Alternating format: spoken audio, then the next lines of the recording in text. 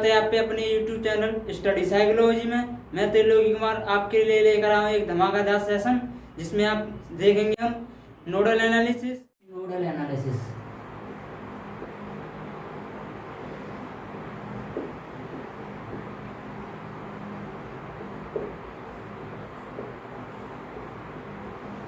Analysis मैंने आपको बताया था केसीएल जब पढ़ाया था, मैंने आपको जब केसीएल पढ़ाया था तो उसमें बताया था nodal analysis KCL plus Ohm's law होता है। तो केसीएल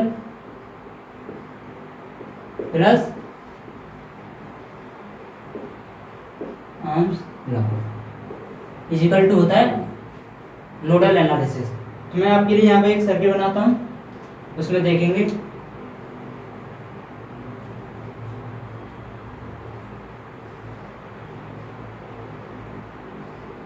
ये करंट सोर्स है, रेजिस्टेंस है,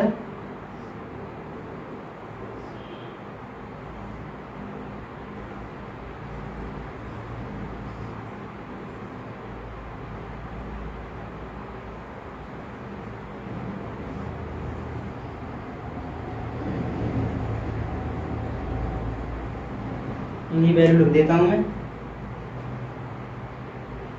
2 एम्पियर, 2 ओम, 3 ओम, ये 4 ओम मान लेता हूँ, ये 5 ओम, ये 10 वोल्ट। तो इसमें लगाते हैं मैश लूप, इसमें लगाते हैं हम नोडल एनालिसिस। तो यहाँ पर देखते हैं, हम मान लेते हैं कि इसमें करंट पूछी है, हमें आई निकालनी है, 3 ओम के रेजिस्टेंस में करंट निकालनी है। तो इसमें मैंने मान लिया इस नोड की वोल्टेज है V1, इस नोड की वोल्टेज है V2, इस नोड की वोल्टेज V1, इस नोड की वोल्टेज V2। तो कैसे लगाएंगे, इसमें लगानी है हमें आई। मैंने बताया था करंट कैसे ही मान लो, यहाँ से 2 जा रही है, ये आई जा रही है, यहाँ पर रेजिस्टेंस और मान लेते हैं,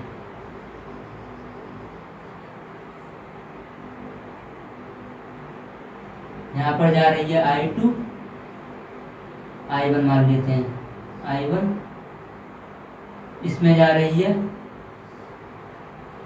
I2, इसमें जा रही है I3। आप करंट की डायरेक्शन कैसे भी मान सकते हैं, आपके सुविधा अनुसार कैसे ही मान सकते हैं।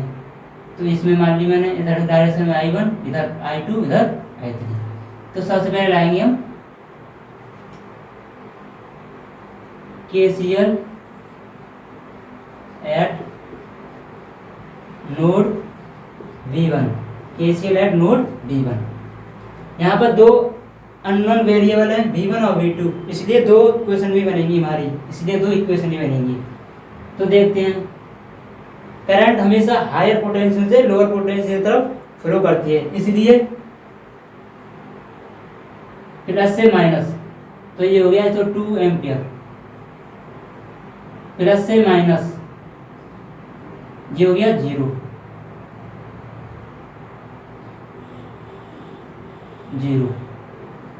V1 माइनस 0.3, और इधर प्लस से माइनस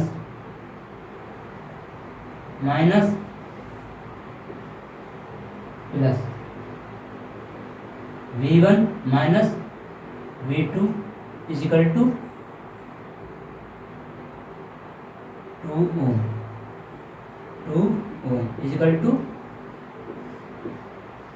एक इक्वेशन ये बन गई। दूसरी इक्वेशन बनाते हैं, दूसरी इक्वेशन बनाते हैं KCL एट नोड V2, यहाँ लगाते हैं। तो पहले इस पर KCL लगा लेते हैं हम। आने वाली करंट कौन सी है, इनकमिंग करंट I1, और जाने वाली करंट I2 प्लस I3। तो I1 हो गया V1 minus V2 upon 2 equal to I2 V2 minus 0, क्योंकि यहाँ पर 0 वोल्टेज है, रेजिस्टेंस 4 ओम, प्लस इसमें V2 माइनस 10 अपॉन रेजिस्टेंस 5 ओम। ये इक्वेशन होगी दूसरी। ये इक्वेशन आपको समझ में आई होगी, मैं इसके लिख देता हूँ। आने वाली करंट इसकी 2 थी, जाने वाली करंट थी I प्लस I1। तो यहाँ पर आ गई इक्वल टू। तो आपने देखा इक्वेशन 1 और इक्वेशन 2। इक्वेशन 1 और 2 को सॉल्व करते हैं हम। फ्रॉम इक्वेशन 1 बस आपको ये बनाना आना चाहिए, इक्वेशन बनानी आनी चाहिए। मैं एक बार आपको समझा देता हूँ। इस नोड पर हमें केसीएल लगाना है। केसीएल का होता है KCL plus Ohm's law. KCL मैंने यहाँ लगा दिया, ये हो गया केवल केसीएल। यहाँ तक हमारा काम किया है केसीएल तक, यहाँ तक हमारा काम किया है केसीएल ने। यानी इस नोड पर इनकमिंग करंट कितनी है 2 एम्पियर और आउटगोइंग करंट कितनी है I प्लस I1। तो incoming current equal to outgoing current, ये होता है केसीएल। यहाँ केसीएल लग गया। फिर क्या किया मैंने, फिर मैंने लगाया यहाँ पर ओम्स लॉ। इसके बाद में लगाया Ohm's law, I equal to B upon R Ohm's law से। ये तो हमारी करंट है ही, तो ये ओम्स लॉ से इसका potential higher potential V1, lower potential 0। तो करंट ऐसे फ्लो हो रही है, तो ये हायर हो गया, ये लोअर हो गया, तो हाई टू लो। यानी V1 minus 0 equal upon 3। Resistance कितना है 3, प्लस है तो ये प्लस। I1 क्या हो गया, I1 हो गया इधर बह रही है करंट, करंट की तरफ फ्लो कर रही है इधर। यानी हाई पोटेंशियल कौन सा हो गया, ये वाला, ये करंट इधर फ्लो कर रही है। तो high potential minus lower potential upon 2 ओम।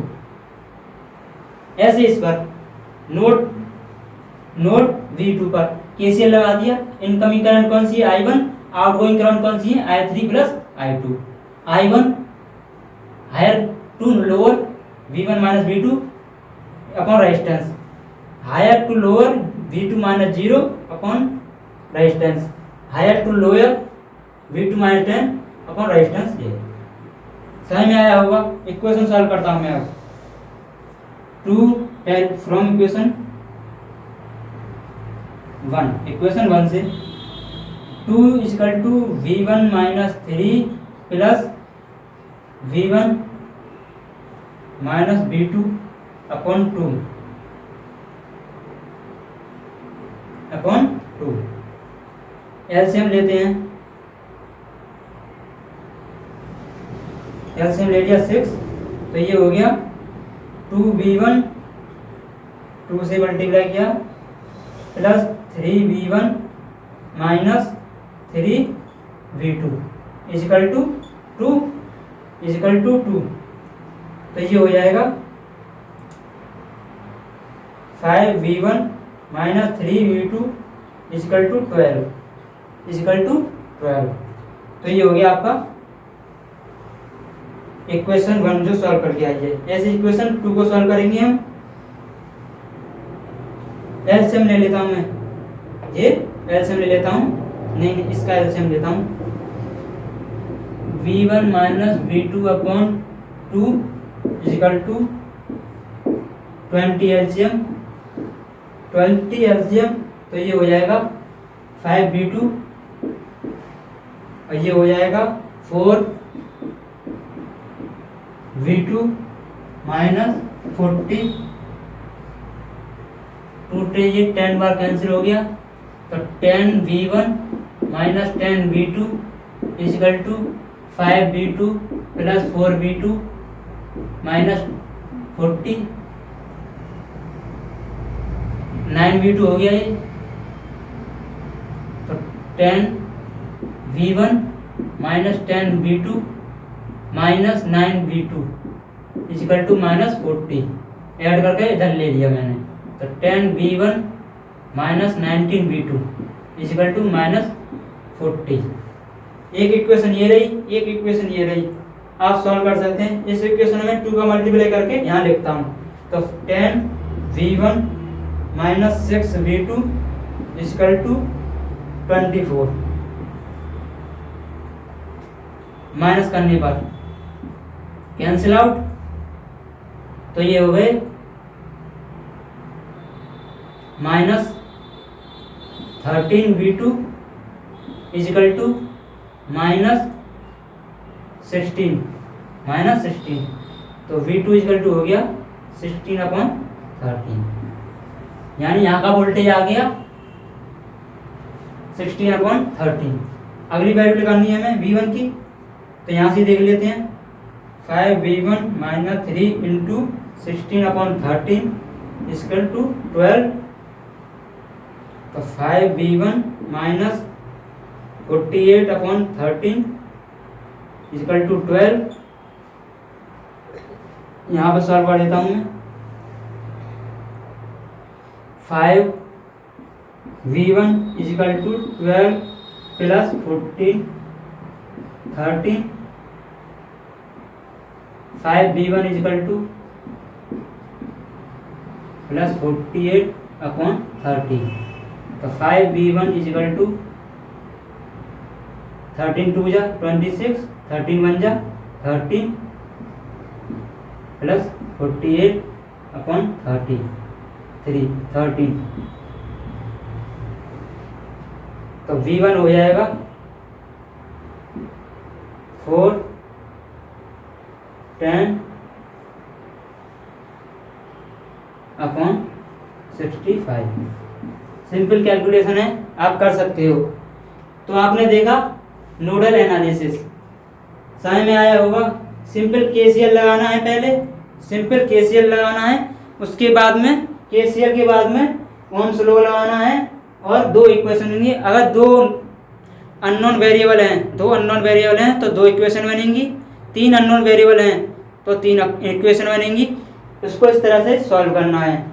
हम ज़्यादातर क्वेश्चनों को नोडल एनालिसिस से सॉल्व करते हैं, क्योंकि थोड़ा इजी पड़ता है। मैथ्स एनालिसिस सॉल्व नहीं करते हैं, उसमें इक्वेशन बनती है और थोड़े कैलकुलेशन प्रॉब्लम आ जाती है, इसलिए ये नोडल एनालिसिस बहुत इम्पोर्टेंट है।